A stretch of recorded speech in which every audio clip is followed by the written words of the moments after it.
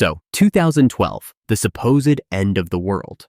Remember the Mayan calendar craze? Oh, absolutely. People were stocking up on canned beans like it was the apocalypse. But here's the thing. Was it ever really about the literal end? Or was something deeper going on?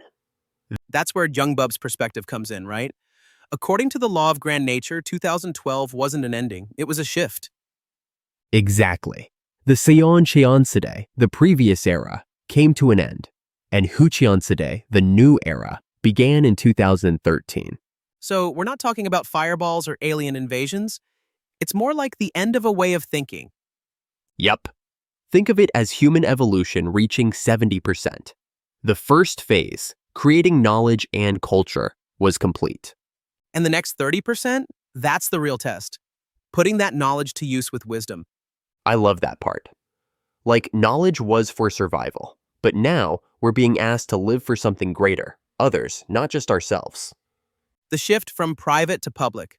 Hoarding knowledge before, now sharing it, especially online.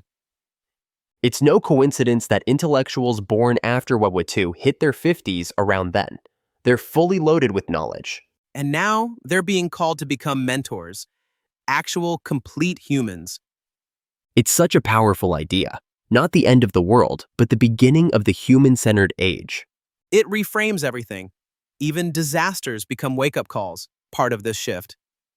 And it starts from Korea, right? The land where the spirit of revival, of Honggi Kingun, is rising. That mission, to benefit humanity, isn't abstract.